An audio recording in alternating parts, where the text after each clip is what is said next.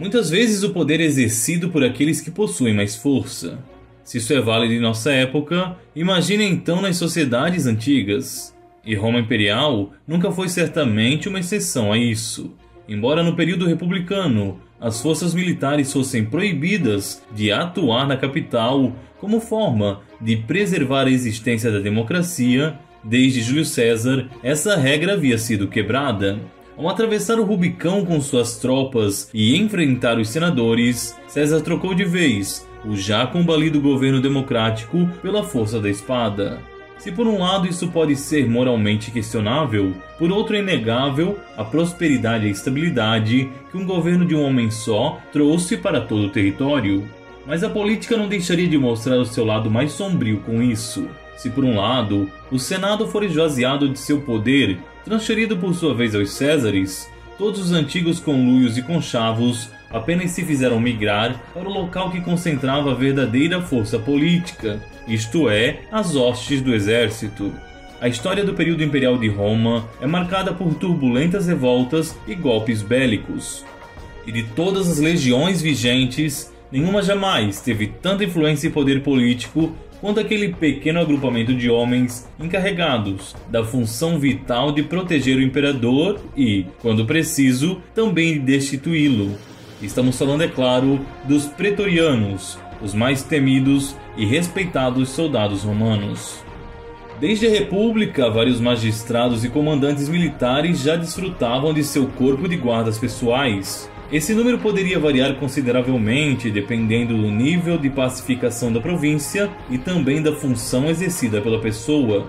Embora na própria capital imperassem várias leis inibindo o uso de armas, nenhum nobre deixaria de ter à sua disposição um séquito de homens fortes e treinados com porretes.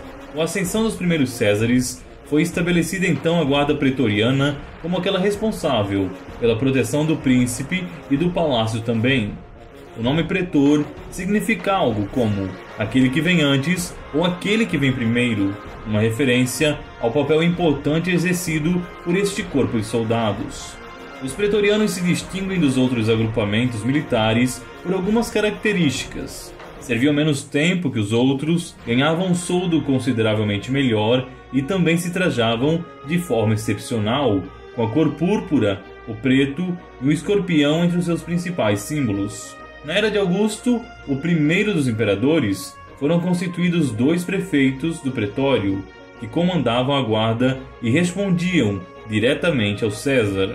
Esses 2 homens eram os únicos que podiam portar espadas diante do Augusto, e receberam também a honra de se tornarem seus conselheiros mais próximos. Foi apenas durante o reinado de Tibério que a pior face da guarda começou a ser desvelada. Enquanto o déspota permanecia isolado na ilha de Capri, Sejano, que era chefe da guarda, começou a conspirar para isolar e derrubar o imperador. Para isso, ele baniu pessoas, executou tantas outras e envenenou inclusive o próprio filho de Tibério. Tal atitude não tardaria em despeitar suspeitas, o que levou Sejano a ser condenado à morte por conspiração e traição. No reinado do incontrolável Calígula, esse poder tenebroso se manifestaria novamente, de forma ainda mais concreta. Como o jovem César se tornava cada vez mais ousado e incontrolável, chegando a zombar e abusar, às vezes até fisicamente, daqueles mais próximos, o pretório então organizou a derrocada do tirano. Em janeiro do ano 41, menos de 5 anos após a ascensão ao trono, Calígula foi morto a facadas por sua guarda pessoal. O episódio foi um verdadeiro caos. Durante a confusão que se seguiu com a morte de Calígula, o Senado chegou a proclamar novamente a República, o que significava dissolver os pretorianos. A fim de evitar isso, a própria guarda aproveitou de sua hegemonia na capital e proclamou Cláudio como o novo César. A cena entraria para a história como um exemplo cômico. Segundo os relatos, Cláudio estava escondido atrás de uma cortina, morrendo de medo de ser morto, quando foi encontrado e então aclamado. Como forma de agradecimento, ele teria então pagado uma grande quantia de dinheiro aos soldados, subornando-os, o que daria início a um precedente frequente. Os pretorianos passariam a partir de então a eleger e depor os governantes romanos, sempre que achassem necessário. A fim de evitar isso, muitos imperadores amansariam a guarda com benefícios consideráveis, principalmente através de dinheiro, terras e cargos. O evento mais infame envolvendo os pretorianos certamente se deu após a morte de Pertinax, quando os guardas literalmente leiloaram o império numa competição firmada entre Flávio Sulpiciano e Didio Juliano. O segundo ofereceu mais dinheiro, de forma que obteve o almejado cargo para si. Mas precisamos aqui dizer, nem tudo era infâmia dentro do pretório. Os soldados recrutados para ingressar nesse corpo de elite provinham dos soldados mais destacados de todas as legiões, muitos deles verdadeiros heróis de guerra. Se são incontáveis os exemplos de pretorianos corruptos e capazes de tramóias terríveis, abundam também os casos daqueles que se sacrificaram até a morte para defender o imperador e o império.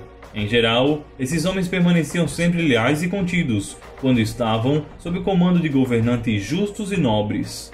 Talvez as revoltas da guarda não tenham sido a causa de muitas crises, como querem alguns, mas o reflexo mais visível de cada uma delas. Seja como for, sua fama não era das melhores entre a população. Com isso, o imperador Constantino o Grande, o mesmo que fez o cristianismo ascender como religião oficial, acabaria por dissolvê-los no seu empreendimento para reformar as estruturas do império, que incluía também a construção da sua nova capital, Constantinopla.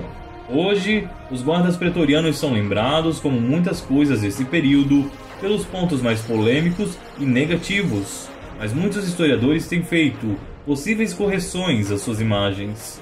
Não, claro, com o intuito de transformá-los em mártires ou em heróis, mas apenas para formar um retrato mais verossímil e palpável da nossa história. E se você gostou desse vídeo, não deixe de curtir e compartilhar com seus amigos. Até mais, se Deus quiser.